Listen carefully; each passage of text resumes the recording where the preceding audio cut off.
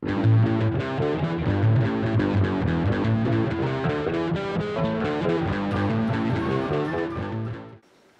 and welcome to another Dwarven Tavern review, and this is also kind of like a first look. I've had some folks point out that I tend to do a first look thing while I'm reviewing, which is true, but I want people to see my reactions. So there you go. I did have the opportunity to look through this somewhat beforehand. Which, you know, it's like trying to keep me out of it. This is Starfinder from Paizo, and a little flare there.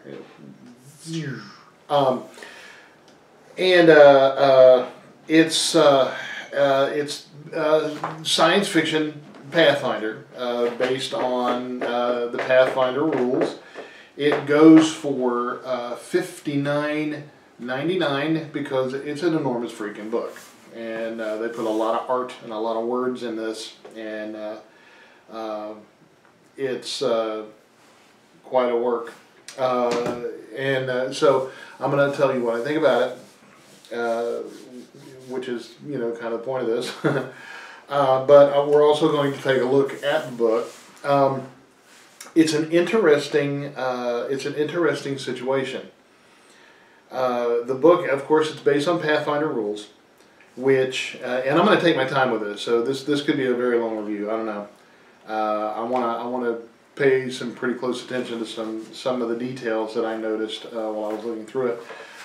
There are 13 chapters of the book, and of course, you know, the artwork is fantastic. I always, you know, I've always really liked the Paizo art team, or teams as it were, and it holds true in this book as well. So no disappointment there. And that's the thing. That's another thing. I always say that I want all the books. I never mention authors because I always want the work to stand on its own, because, you know, it's like, well, I wrote this, it should be great. It's like, no, it probably is going to be good if, you know, a well-known author that you like wrote something, but it is very possibly crap.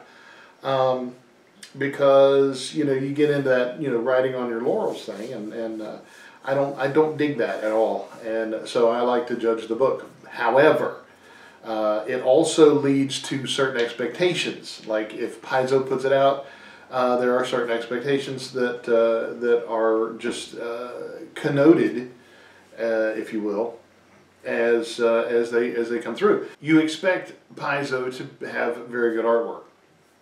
That's expectation number one. Was not disappointed. You expect it to be in serious depth. Well, I do. I'm not trying to speak for you. You expect it to have depth. I said, yeah. I expect it to have depth. Not disappointed. I expect the writing to be well done and well organized. I mean, all of these things that the previous books by Paizo have kind of set the standard, their standard for, has come through and held true on it. So very high marks for that, for all that stuff, all that Paizo stuff. They Paizo'd well in this book. This book contains, as I said before, it contains 13 chapters, a glossary, inspirational media, which we'll look at a little bit, an index, character sheets, and starship sheet. Okay, so the chapter 1 is the overview, 2 is character creation, 3 is races, 4 is classes, 5 is skills, then you have feats, then you have equipment, then tactical rules, starships, magic, and spells, which is not something that you normally see in sci-fi books. Game mastering tips and tricks, I suppose. The setting, which is really interesting to me. the Pathfinder Legacy, where it talks about converting legacy characters into Starfinder characters, which is like old Pathfinder characters, right? And that. Then, you know, of course, the glossary and other stuff. So, it's organized the way I like a book to be organized. It starts out, one of the problems that I had with Rifts, sort of, not so much Rifts, and I still need to get back to that character thing that I was going to do, the Learning Rifts video. I still intend to do that, but you know, there's been a lot of weirdness in the Tavern of late, and it's been, as you've noticed from my, you know, apparent absence, it's been hard to get in to do these videos, and so hopefully this is something that will be changing over the next couple of weeks. I pray, but I don't promise.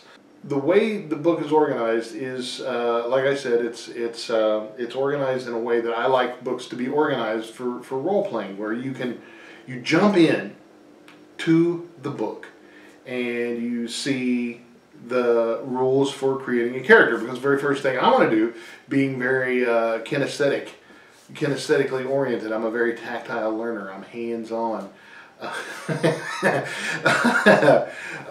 Being very, very tactile oriented, I like to dig into it. Oh, let's see what this is made of, and then work with, you know, well, okay, so what is this world like, or what is this setting like, and get into that part later. Whereas instead of having to read a novella or a novel before actually learning, you know, what kind of characters I'm even going to play, to me is counterintuitive. It may be completely different to you, which is fine, you know, whatever you want. The setting of this book is on page 422, which means, if that's the way you like to do it, if you'd like to read about the setting first, skip to this point first and then go back. But there's no guessing where, and I've seen books where it's been where you've had to look in the sidebars and to figure out where your character creation rules are, and stuff like that, very clumsily and disorganizedly put together, which it just doesn't work for me. I mean, I don't like to have to search. I mean, the quest should be in the game, not in the book, which is 100% true and accurate of my preferences. So, with the character creation, we're gonna start with that, and what's in this book. And it gives a pretty complete and comprehensive and detailed description of terminology and nomenclature in the book, such as what is a modifier, what is a level, what is a tier, what is a difficulty class, and so forth. And then it has an example of play, which is a little script of you know, some people playing, and then it gives a detailed description of character creation steps. No guesswork. Now, okay, you might think that this is superfluous or redundant to have character creation steps. And you know, if you're a seasoned gamer, it may indeed be more than you need. But if you're not, it's like a blessing to have these things, and including this new thing that they have called the theme, and it is actually step 3. First, you create a character concept. What kind of character do you want to have? Second one is you choose a race, and they have a list of races here on a sidebar, which is, you know, it's like, what races are there? Oh, there's a list there. And so you've got that going for you. And then it has your character theme. Now the theme it's kind of a new concept. in so far as how it's presented. You can play an ace pilot, a bounty hunter, an icon. These are not classes, mind you. These are the themes. The theme. You can play an ace pilot, a bounty hunter, an icon, a mercenary, an outlaw, a priest, a scholar, or a scholar, a spacefarer, a xenoseeker, or a xenosker. Or you can be themeless, which is, I've known some themeless people, and it's kind of sad. I'm kidding, it's not sad, it's funny. Okay, so then, after that, then you choose a class. And the classes are envoy or envoy, mechanic, a mystic, an operative, number please, I don't think that's what it means, a Solarian, a soldier, or a technomancer, which is a magic user basically who preternaturally attunes to technology. And you can imagine that, I'm sure. Now, you combine the themes in such a way as you can have a, let's say, a bounty hunter mechanic. Or you can have an ace pilot technomancer. Cool, right? I think so. I think it's really cool. A technomancer pilot, it's like, use the, I guess Luke, maybe? No? Yes? No? Nah. He didn't use magic, he used psionics. You can have of course, the thing like the outlaw soldier, the mechanic priest. I mean, putting mechanic, I don't know, putting the mechanic into any of these themes makes it funny for some reason. Like an outlaw mechanic. That makes me laugh. And I have no reason. I have no explanation for that reaction. An ace pilot mechanic, not funny, very useful. A mercenary mechanic, I'll fix your car for a price. Okay, so yeah, you can have a lot of fun with that, as am I, apparently. So there's that, and then you finalize your ability scores. I just exploded. Because you have the 6 basic ability scores: Sturdex, Conant, and Wizcha. And so that's the standard, your standard, D&D, Pathfinder ability scores, the big 6. Then after you're satisfied with the way your ability scores go, you apply your class. You can hit apply or you can hit cancel. And assign skill ranks, choose feats, buy equipment, fill in the finishing details, such as armor class, alignment, attack bonuses, and so forth. Pretty straightforward. Pretty straightforward stuff, and I like it, and it's described very well. It's delineated, it's laid out before you. Now, the races are, and it's something that I've noticed. Taverneer Ian and I, and Larry, and probably Josh and Lisa and Lindsay and all the rest, have discussed how in most sci-fi games you have humans, you have the slimy aliens, and then you've got the religious zealots. And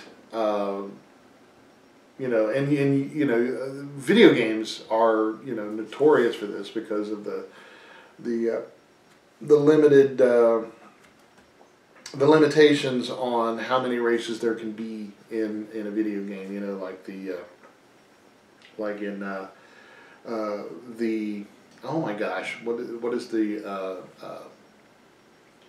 game Stardot Games put it out, Sins of Solar Empire. And you've got the humans or the tech, you've got the Advent or the psionic chicks, and then you've got the Visari, who are the slimy aliens. And it's the same way with StarCraft. You've got the humans, the Terrans, you've got the Zerg, and then you've got the Protoss, which are the religious zealots. And it's pretty standard throughout, however.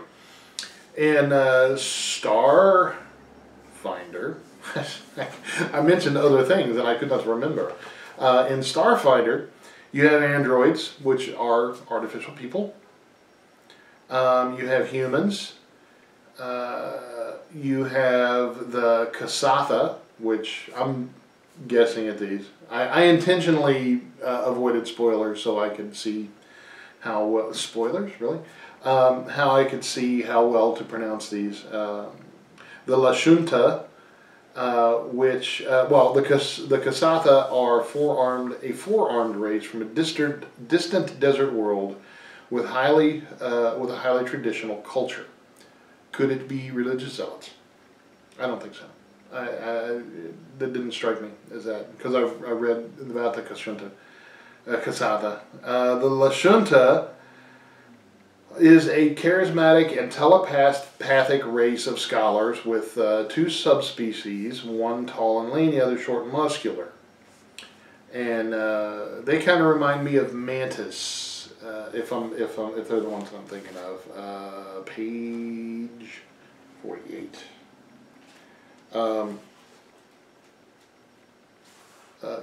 Yeah, because they have the antennae. They kind of reminded me of Mantis in Guardians of the Galaxy movie. Then you have the Shirin, which is an insectile race that broke away from a locust-like hive, and they're your standard slimy aliens. Although they're not slimy, they're just insects. The Vesk, which are a warlike reptilian race. Immediately my voice starts changing. A warlike reptilian race that recently declared a truce with the others for now. And it actually says on here. And the Isaki, which are the rat folk. So it's really interesting because much of this stuff, it's really good in a way because I saw Guardians of the Galaxy and many of these characters, like an Isaki mercenary would be like Rocket Raccoon, right? And so forth. The envoy in the classes is charismatic, and it actually has, and so that's kind of like Star-Lord, right? And then the outlaw is like Gamora, and then you got the soldier, which is like Drax and so forth. So it's really cool that these characters can be molded. Now, granted, it's not a huge stretch to see Drax as a soldier or whatever, just because. Then some of the things that in the character creation is you have hit points and stamina points. Stamina lets you shake off a punch, whereas hit points is actual physical wounds. So where someone with high hit points can be chopped like, a mighty oak and still be standing. Whereas someone with high stamina points is readiness and energy, as it says in the book. So it kind of adds a layer of complexity to it, but it also adds detail Because I was reading in a first edition D&D book how Gary Gygax stated in the rules that hit points were a combination of your physical toughness, like hit points here, and it was a combination of luck, speed, your energy, and even magical influences and stuff like that. So it just kind of heaped it all into one thing. And there have been countless cartoons about, you know, somebody being executed on somebody being, you know, shot with 573 arrows and, and still having 3 hit points left. And he's standing there like, what, you know.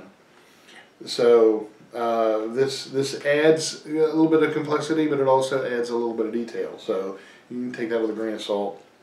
I did, and I use Himalayan pink.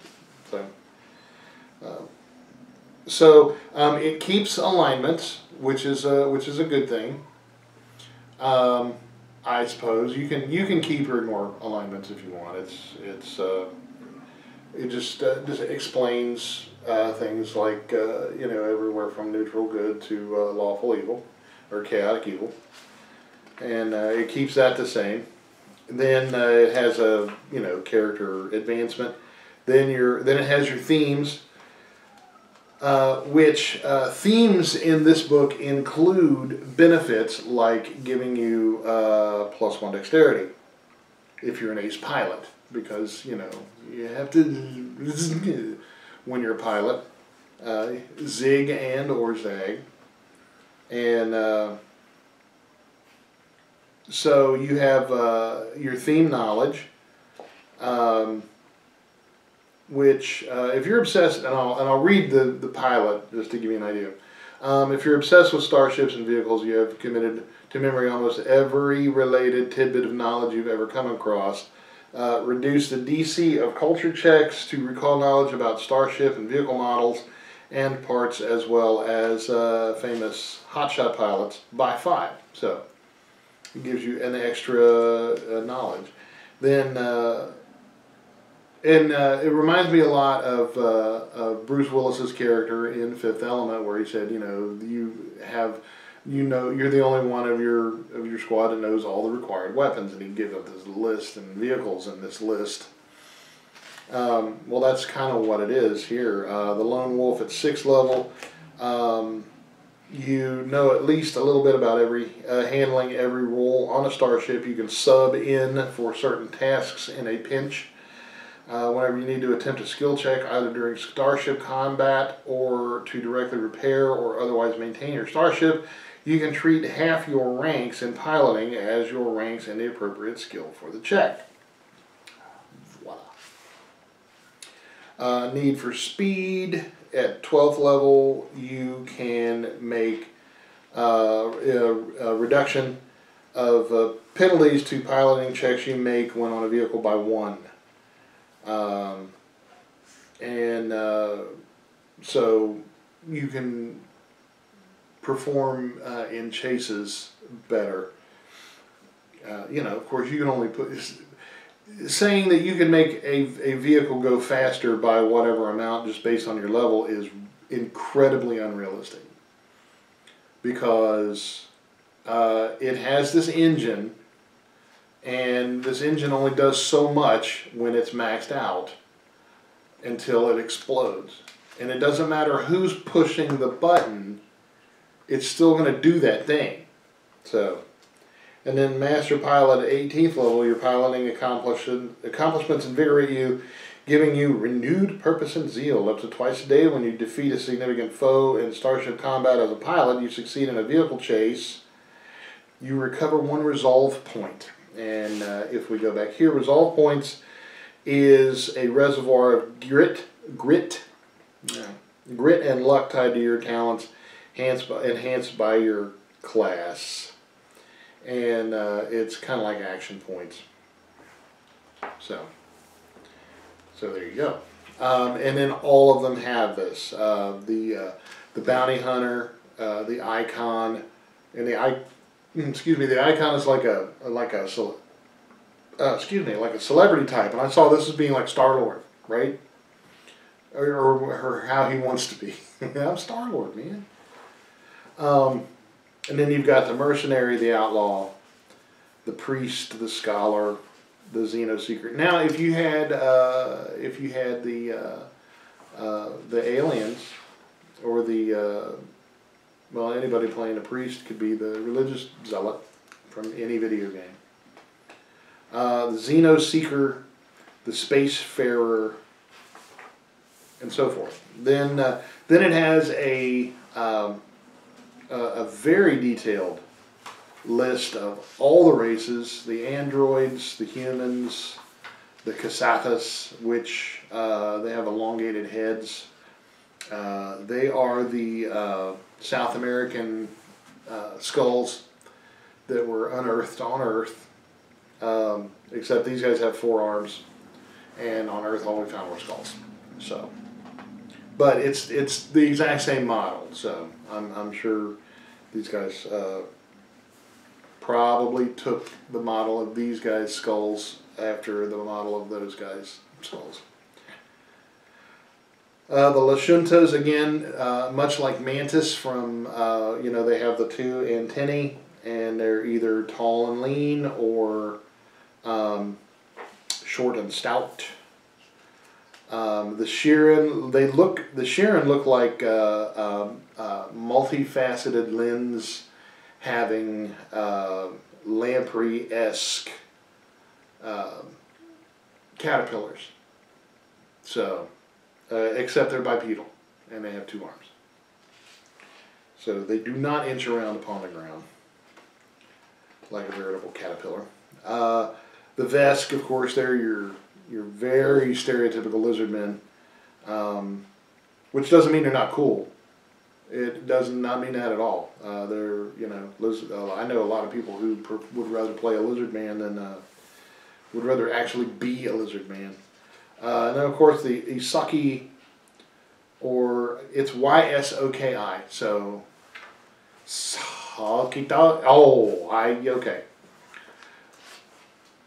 So I think their genus and species would be Isokius idokius. Sorry, Isokidoki.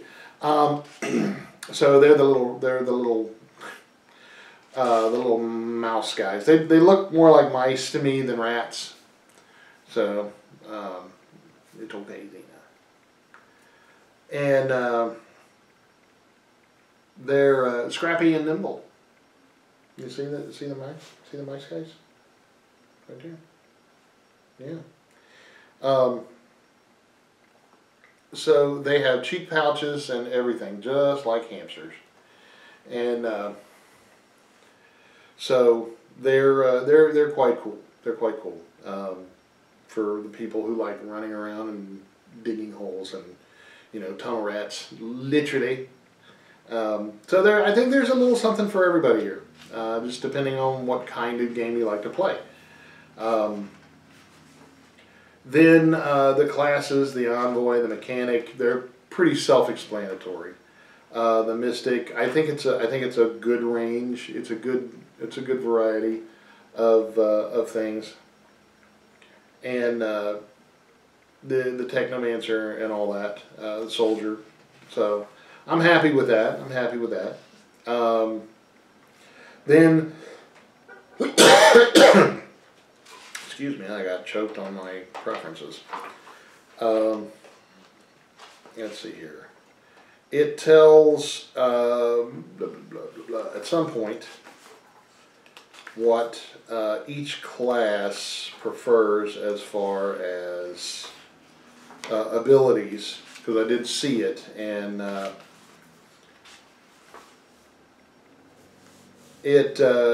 mean, of course, the artwork is just fantastic. It gives really good and visual representations of every class and theme, which it's just cool.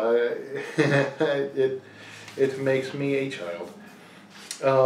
which is quite a compliment, sort of, because I'm always kind of a child. And then the Technomancer, and then of course it is rife with art. Then the skills, which is that brings up a very cool thing, because I'm not a fan of skills as far as character rolling goes, as the character maintenance, because there's a game called Warframe that is a very cool game. I play it quite often, and the missions themselves, the actual game, because I always role play everything I do. But the game, and if you're familiar with Warframe, you know that the missions are only a small part of it. It's just like the time in a football game when the ball is actually in play versus the length of the time of the entire game. And with Warframe and other games like that, the out of mission accomplishments and things that you do, and granted this is a video game, so it's a lot more visual. But with that game, the times out of the mission are just as cool, because you get to go through the weapons and go to the market and put things up for sale and do this and do that and tweak your character and all this stuff. I never enjoyed that with actual role-playing games, because the actual role-playing games are, I don't think anybody, and no one I know, actually does their level ups out of the session. So when we all get together, it's like, oh, I got to level up. And then, the next hour or two we spend talking and snacking and some of it is done in leveling up your character, and part of which is choosing your skills.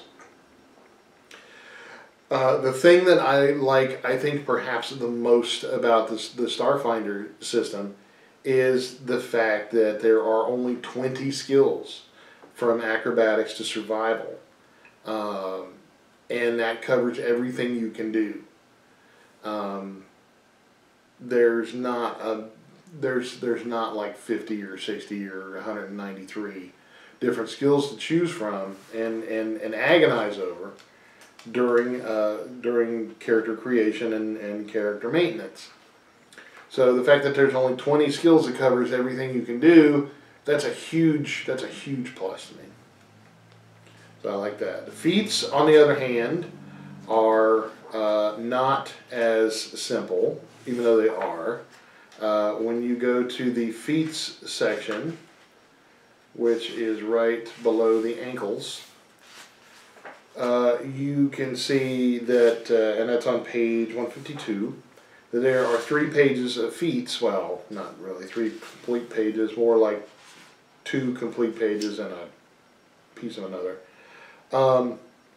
where you've got everything from adaptive fighting on page 152 down to versatile specialization. But the cool thing about feats is you don't have to choose, you don't get 15 or 20 feat points to spend on all these different feats. You get one every 4 levels, and blah blah blah, and there you go. So you go through this huge list. So you go through a small list with many points, which is cool. Then you go through a large list with few points, which is also cool. So good points for that. The equipment section is pretty cool. It's imaginative. It has everything from basic melee weapons to small arms to advanced melee weapons. Then it's got some full color page. It's all full color. So to a couple of really cool pages with firearms and various weaponries. You know, it's got long arms and heavy weapons and sniper weapons and grenades and special weapons and ammo and et cetera, et cetera.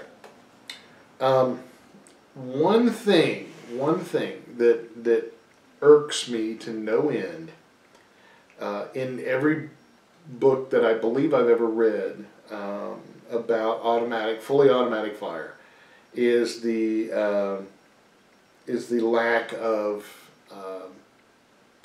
I don't know, realism, I suppose, or the lack of practicality of automatic fire. Now, fully automatic fire is when you send a spray of bullets or energy blasts or whatever downrange toward your target or targets, and it makes for killing masses of people or things or monsters or machines or whatever you're aiming at, masses of targets.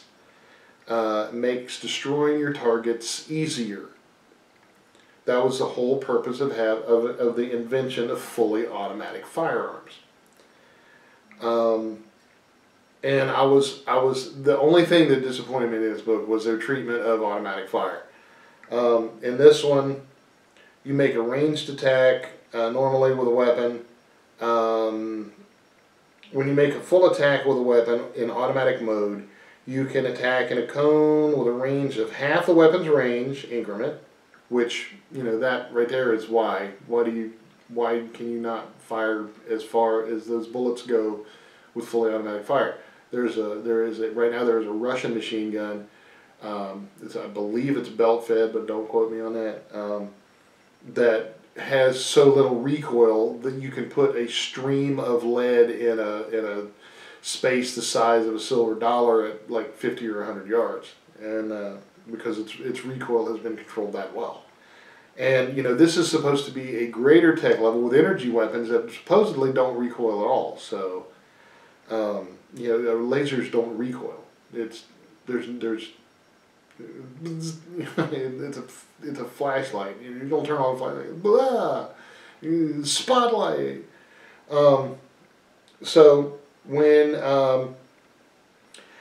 and this uses all the weapon's remaining ammunition.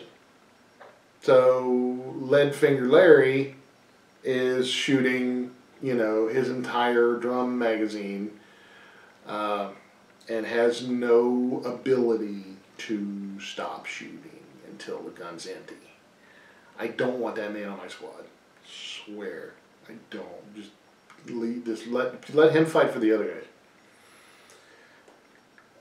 You roll one attack against each target in the cone, starting with those closest to you. That's okay. Attacks made with a weapon in automatic mode cannot score critical hits. Really, bullets are less lethal when fired in massive amounts.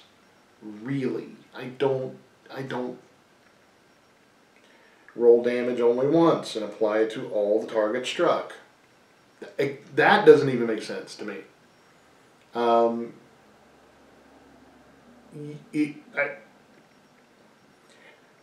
Each attack against an individual creature in the cone uses up the same amount of ammunition or charges as taking 2 shots.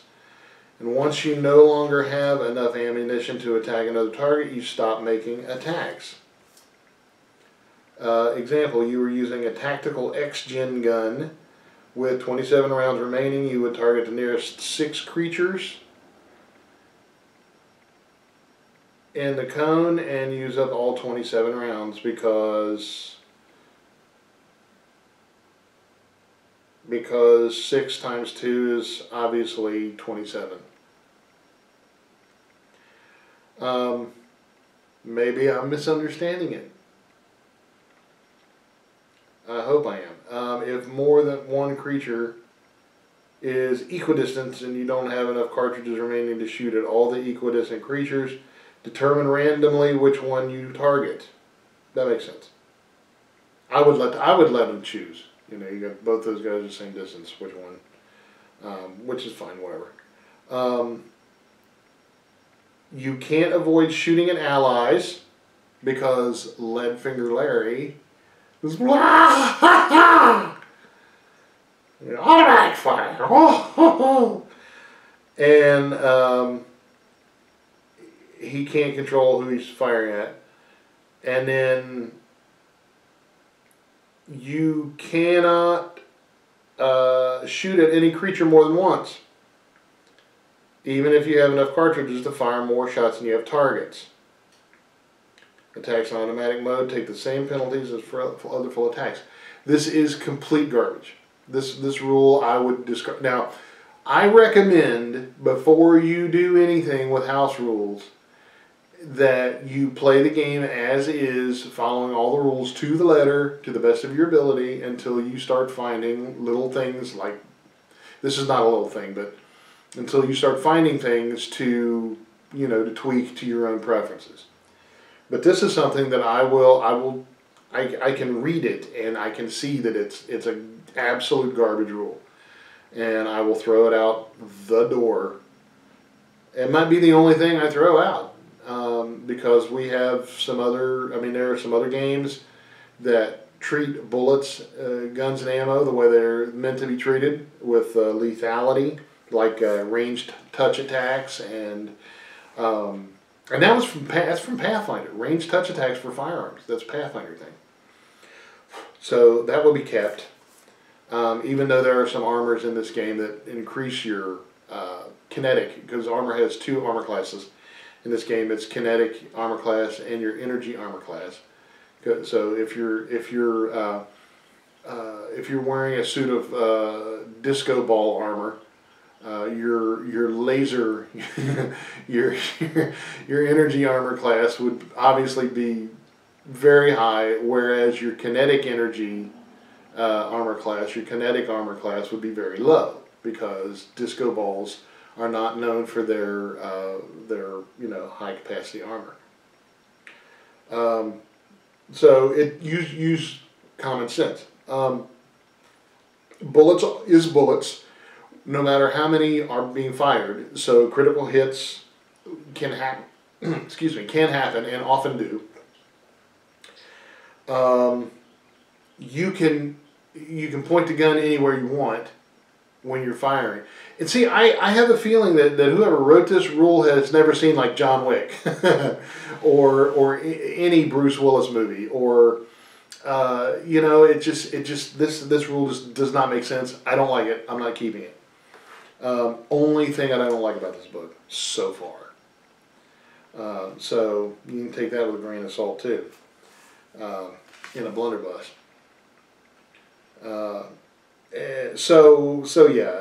That rule is completely dumb, and I wanted to spend a little extra time on it to explain my position on it, because I'm, in real life I shoot guns and enjoy it quite a lot, and I have fired a wide range of firearms, and I know what they do and what they can do, and I'm very suspicious of people who write rules like this to see if they've ever actually held a firearm. I mean, and of course, I had a publicist one time advising me when I was writing my book, my first book, or one of my books. I think it was the second. It said that if you have 12 months to write a book, spend 11 months researching. In other words, do your homework, and it's the same philosophy. If you've got 8 hours to chop down a tree, spend 7 hours sharpening your saw or your axe. It's just be prepared, and this was not. So, boo. And that's also Chinese for no. Boo, boo how. Okay, so. The armors and things, they're all very cool. You've got force fields and regulated loaders and jetpacks. The energy sources for these things, they do have a lightsaber equivalent, which is called a plasma. What is it? Plasma sword. I think it's just pretty straightforward. Yeah, plasma sword. It's plasma sword, which is actually what I believe the actual lightsabers are. Because if everything that exists about a lightsaber says that it's a plasma stream generated inside a magnetic containment field in the shape of a sword. That's why two of them, why they off each other, because it's two magnetic fields that are, of like charge, repelling each other. I know it's probably not that simple. If it were that simple, we'd have them already, right? But the other thing is the energy source for these plasma blades. It's for the Yellow Star plasma swords. They have a capacity of 40. They're powered, which means they have 40 charges, and each round of use, I believe the usage, the number of rounds from a magazine, how much ammunition is consumed with each attack you make with a weapon. And so you can make 10 attacks with a fully charged yellow, white, or blue star plasma sword.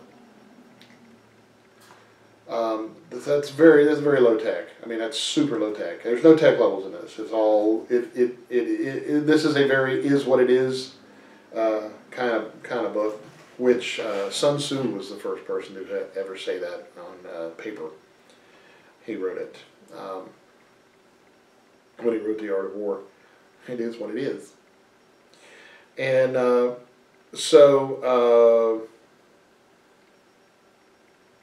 was it Sun Tzu or Miyamoto Musashi? Anyway, one of those wise guys.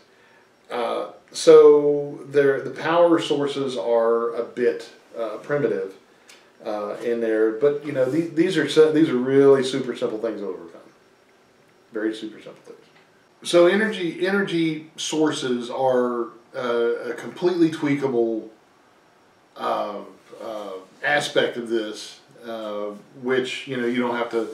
You could even have that as part of the plot, that a new energy source has been developed that produces enough energy that magazine size and power usage and whatever. So that's only a very minor detail, which actually leads me to, before I talk about the actual starship creation process, I'm going to jump to the setting. Now, the setting is an incredibly interesting aspect of this game, because for science fiction RPG buff, such as myself, Traveler involves this vast expanse of galaxy. All the Star Wars games involves a very vast expanse of the galaxy, of the Star Wars galaxy, far, far away. And this setting takes place in one single solar system. It has a number 1, 2, 3, 4, 5, 6, 7, 8, 9 planets, 10 planets, what it looks like, plus a couple of big stations and an asteroid belt. It's not the Kuiper belt; it's the Diaspora belt. And it's just really fascinating to me, because it's like, oh, and the other thing is the history of this particular setting only takes place, and I'm gonna go here so I don't get it wrong. The setting takes place, the history takes place over the course of 291 years.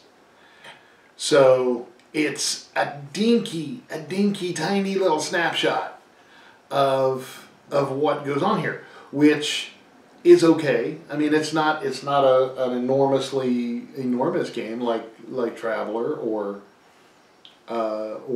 Star Wars or any of the other galaxy spanning games. Or is it? Because when you when you have this dinky little snapshot of one solar system in a galaxy somewhere, then that paints a very small picture of a very large subject. Meaning that it gives you a very detailed look at a tiny part of a much larger picture. It's like a postage stamp on a building-sized mural, but it's that level of detail. So I think it's an incredibly cool setting, even though it is very small, because it leaves an enormous amount of room, unimaginable amount of room for expansions and that. So I hope that's what they were doing, because if that was the case, then it's very cool. If it's not the case, then I wish it was the case. But as it turns out, it doesn't matter, because this is what it is. And so it being a tiny little picture in tremendous detail gives us a lot of room to create our own rules, our own systems, our own galaxies, our own arms of a spiral, if you will, empires, whatever. I mean, whatever is up there for you, this will give you the room to do so. So I think that's very cool. And aside from the auto fire rule, which is absolutely ridiculous to me, that is the only rule in this book so far that I have just kind of brushed off the edge of the page and into the garbage, because the rule is garbage. Let's go to starships and how to build a starship. It goes into, and this is kind of reminiscent of the old Traveler rules, because they and kind of like the D20 Future starship generation or starship building rules, which allows you to go from tiers 1 through 20, actually 1/4, 1/3, 1/2, 1 through 20, to make the size statistics, and then you follow the 7 steps, which is conceptualize, determine tier and build points, select a frame, select a power core, select thrusters, select other systems, and then add the details, which, if you know any good artists or have a good CAD program, campaign cartographer is a good one.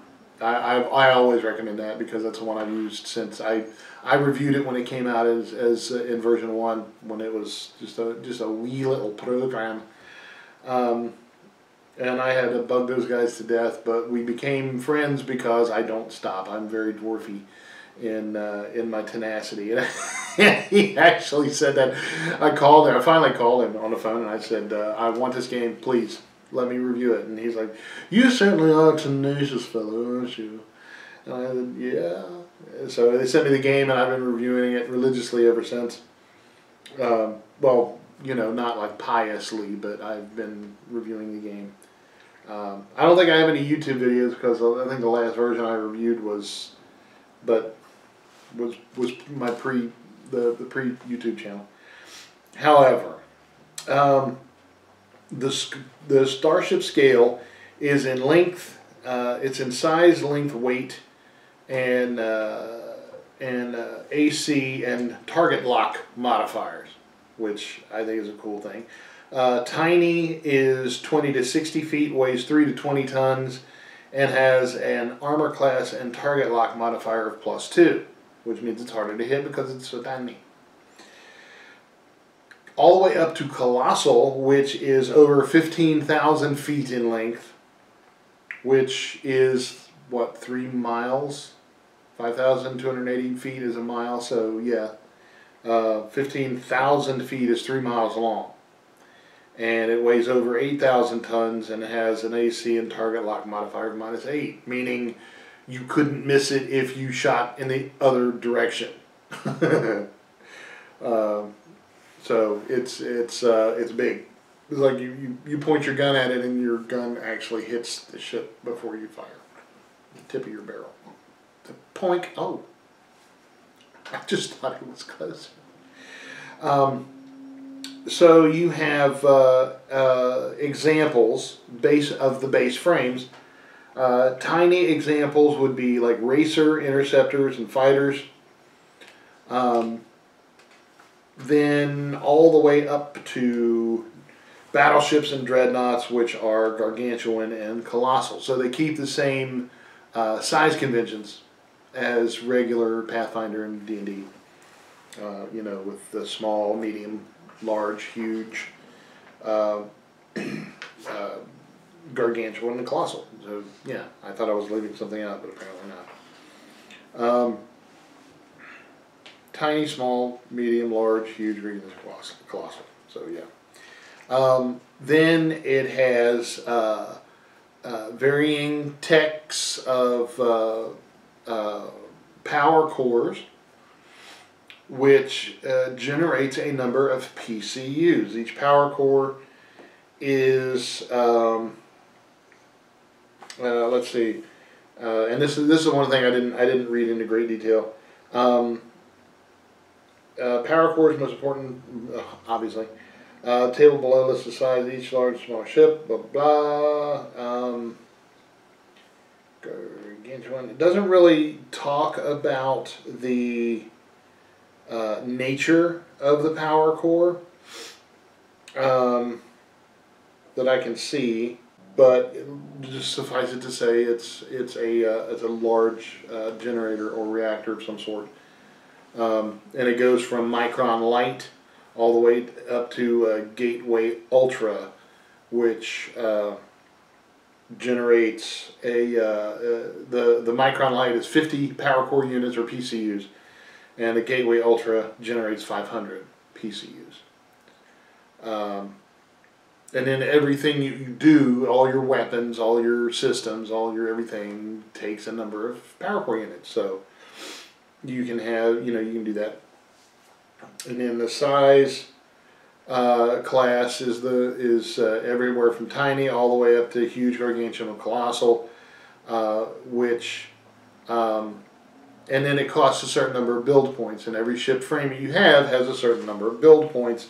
For example, the Dreadnought is colossal and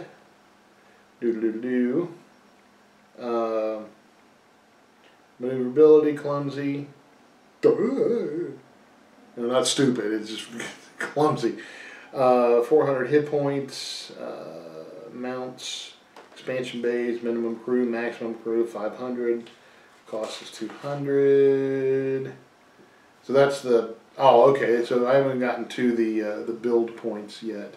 So you determine the tier and then the build points.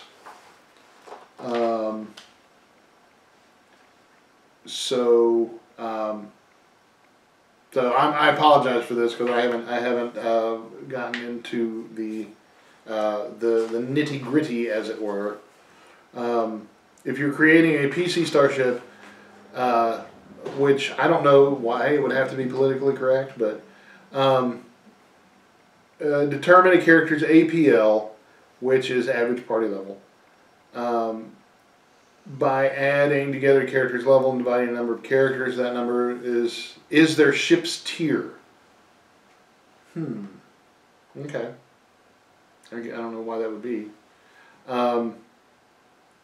If designing enemy starships, decide a difficulty of the encounter. Also, this is actually treating the starship as if it were an actual, either an NPC or a monster.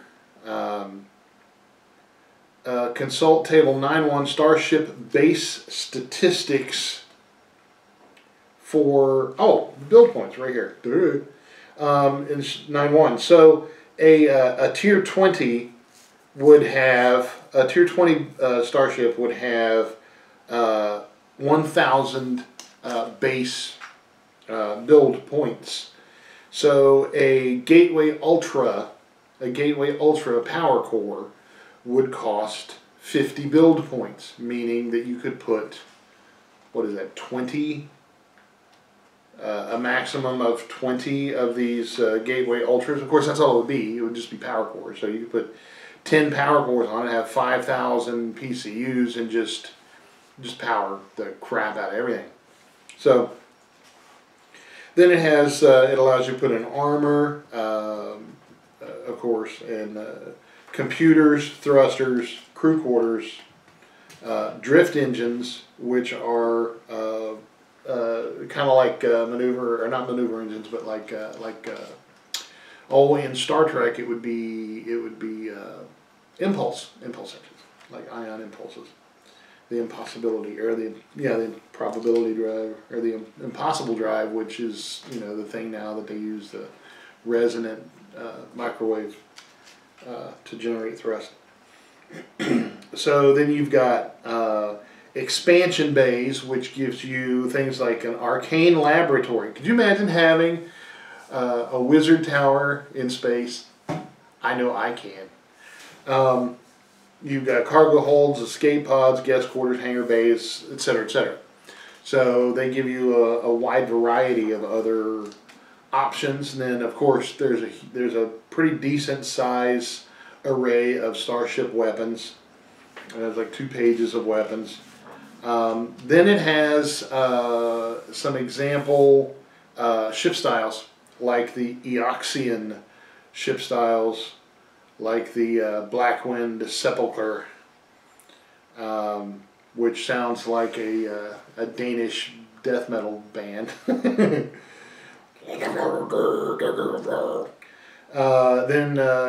you got the Thomtech Omenbringer,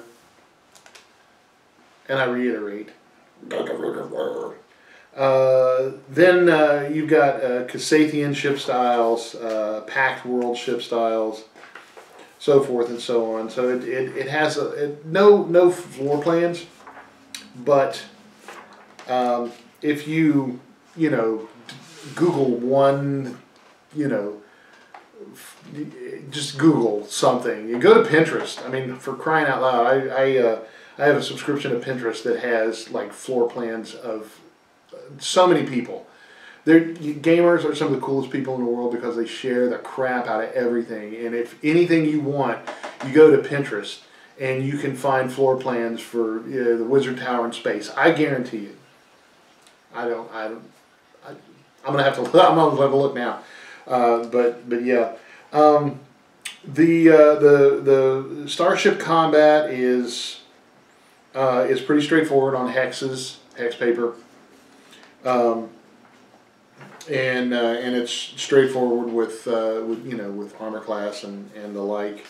Again, the artwork is really cool, like the lizard guy with an enormous kill you to death cannons, and so forth. So, and then it has a good selection of or a good example of starship combat, like a little script. The Necroglider is 15 hexes directly behind you, but with its sleek design, it looks poised to make up that distance with ease. Your starship is currently facing away from it. We start the first round with the engineering phase. And then it goes through all the phases of what you do, and all the way to let's and I quote, "Let's make this dead thing even deader." So that's your goal. Then we go to chapter 10, which is all about magic and spells. Which is a really interesting aspect of this particular game, because most sci-fi games, with Star Wars, you've got the Force, and but that's not exactly magic. It's kind of like magic, but it's not, and it's kind of like psionics, but again, it's not. So it's not like magic. It's not like magic circles and thaumaturgic triangles and and wands and little odd-looking green elf bugs with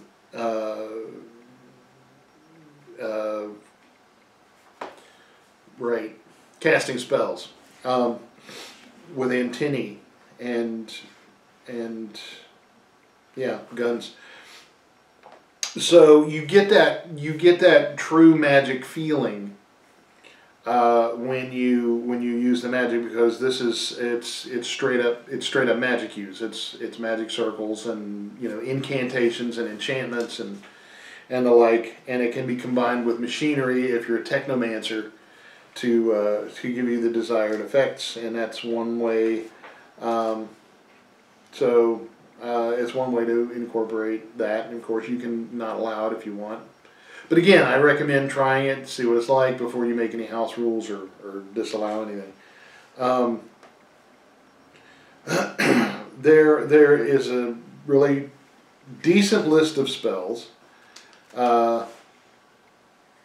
You can cast a spell. It's a 6th level spell. It's called Battle Junk Bot. So you create a temporary robot from random junk, turning it into a deadly combatant. So yeah, Rewire Flesh is a spell. It deals 3d6 points of damage per round and reduces the target's speed, because what it does is it turns the target partially into a robot.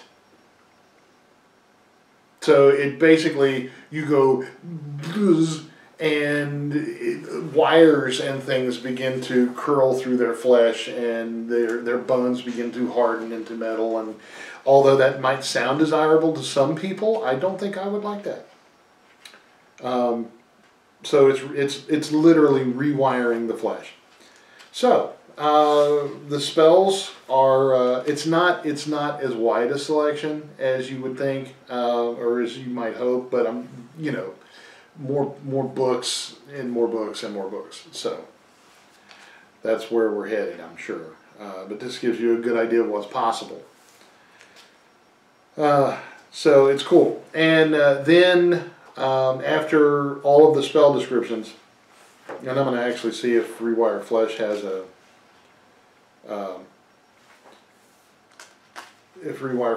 an illustration, even though a lot of these illustrations look like, because I was talking about Warframe earlier, it looks like Tenno. Like this guy here looks on page 365, looks like one of the Tenno, because he's got like 4 arms and floating balls. I mean, he has spheres that float about him. I know nothing of his personal life. No, unfortunately, Rewire Flesh is not illustrated, because I think it would be pretty gruesome, honestly. Then after we get through the spell list, we get to the game mastering section, which gives all kinds of very, very helpful tips on how to game master for a science fiction / science-y campaign, or a science / magic campaign. Very, very small emphasis on the magic, even though it's cool. It's cool. It gives you step-by-step, determine the average party level, determine the challenge rating, build the encounter, adding NPCs, challenge rating equivalencies, terrain factors, gear adjustments, and so forth. And then it has tables, because you know how I am about tables. I'm all about them tables. And it gives, how to award experience points. So you want to bookmark this page, 390. And how to estimate current character wealth by level, which I never really paid. I let things go the way they go, and I'm like, oh, you don't have 66,000 credits, so you can't be 10th level, or you just turned 10th level and you've only got 57 credits in your poke. Here's 65,900 43 credits to get up to that level. So, and then it just talks about starships, skill DCs, the death of player characters, which is always tragic and quite funny, campaign journals, and so forth. Gives lots of tips about the environment, biomes, if you are in fact a 7 Days to Die player. Well, yeah, there are biomes in 7 Days, but the environment, tips for that, weather, and I've read some of these, and they seem very logical, and I think it's a lot of good advice. Urban terrain can be found in most settlements where the people have greatly exerted their influence over the surrounding environment, constructing buildings where they can live and work in comfort and laying well-defined roads, usually paved. Okay, that might seem like a duh, but is it really a duh? I mean, until the words urban and terrain have been clearly defined, it's only a guesstimation of definition. So in doing that, you say, oh, then this must be urban, not Carl. Then it gives the effects of storms, like dust storms and snowstorms, which if you've ever watched any kind of a science fiction movie, you know that the weather it plays a huge role in the survival of most characters. I mean, even in, if it's set on a station, on a space station, the weather can mess you up if, suddenly there's a hull breach. The weather is being sucked out that door, or being sucked out that hole, and you are too. And the weather outside ain't as good as the weather inside, I guarantee that. Tornadoes, which you don't see much in space stations, but if you do, then you're probably screwed anyway. Then it has damage for falling objects, and just a lot of detail, lots and lots of details, which is always good. So this is kind of an all-inclusive book, which is the way it's supposed to be. I mean, it's 500 pages or more, so it had better be all-inclusive. It's got all the DM stuff like walls, doors, and hardness and hit points, and armor class of objects, break DCs, and so forth. So I give the dungeon mastering section a hugely good marks. Then after we go out of the setting, we go into the threats arena, various kind of leagues and or coalitions like the Aspis Consortium, the Aslanti Star Empire, the Cult of the Devourer, which I don't think I would like to meet those guys unless I was armed. Dominion of the Black, Predators of the from the Endless Dark, the Swarm, which is that's never a good thing. Even if they're friendly, man, they will eat your snacks like and so forth. So it's got a lot of details, a lot of idea generation. If you don't use these in particular, you can get ideas from it and do your own thing, which is what I usually do. Then it has a section on legacy conversion, which it tells you how to convert old Pathfinder characters into the new Starfinder characters. So if you want to bring your favorite dwarf into space, or your elf that my dwarf has thrown into space, and you want to convert him to a Starfinder character, you may do so. And it has stats for dwarves and elves and gnomes and half-elves and half-orcs, and I still don't like the way halflings are done. These should be called elflings because they're just miniature freaking elves. They don't. This chick does not look like a halfling at all. She doesn't look like a little girl. She looks like an old elf librarian that was microwaved to 4 sizes too small. So that's my continuing beef with halflings in artists' eyes. Even though I'm not really using it, I'm not really detracting from the book because of that. It's got, in the inspirational media section, it has a lot of really, really good authors. Starting with Douglas Adams and Isaac Asimov. Hitchhiker's Guide to the Galaxy and everything Isaac Asimov wrote. Isaac Asimov has a world record for having a book in every section of the Dewey Decimal System in the library. So he has written a book about every subject in the library. So that's a world record. I don't think anybody's going to break that. And then it's got a list of comics, a list of video games. Let's see what's on here. Doom, yeah. EVE Online, Halo, Mass Effect, Metroid, Star Trek, Star Wars, StarCraft, Borderlands, Dead Space. Doesn't have Warframe. I'm kind of surprised. Because I think Warframe is an excellent, excellent game. Then it's got a huge list of film and television. Pacific Rim, Pitch Black, Serenity. I know I'm probably sacriléging to some people, but Serenity is just, I don't know, it's just hackney to me. It would have been a better Western, which, duh, I mean, it's like taking two.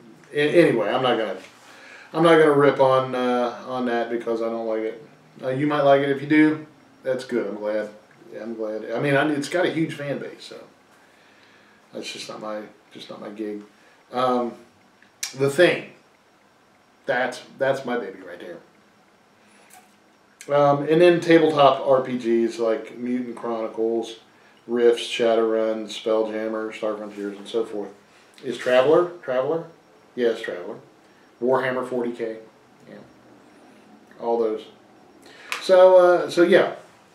That is the core rule book for Starfinder, which I've been after to review since Gen Con, and it's been in such demand that they haven't had any spare copies for we reviewers, and fortunately I got in contact with a wonderful fellow who had one, and I'm giving this game 4.9999 axes because of that auto fire rule that I absolutely hate. So otherwise it would get a perfect 5. It's it's just got so many cool things about it. The races are okay. They're decent. Most of the rules are okay. I hated the auto fire, but the only being 20 skills to choose from, huge bonus. That was a huge bonus. Lots of feats. That's fantastic. The spells are okay. You know, they drew a lot from stuff that already exists, but there's so much out there it's hard not to. I mean, even if you've never read anything and you make something up, which is from Unaccompanied Sonata, if you look that up. But even if you're not derivative and have no experience with anything and you make something up, someone's probably already written something about it. So there's that. But I give this 4.99 into infinity axes. Starfinder from Paizo goes for $59.99 in your favorite bookstores, because if it has this book in it, it was probably now your favorite, and highly recommend it. And what's coming up next will be other reviews, probably Paizo, because I'm honestly way behind on my Paizo reviews. and I still want to do that. I still want to do that Rifts thing that I started eons ago. On behalf of the entire cast and crew of the Dwarven Tavern, I am Dr. Jeff Goins, wishing you to want for nothing but adventure. And at first I feared it, then I charged. Thanks for watching, and I will see you next time.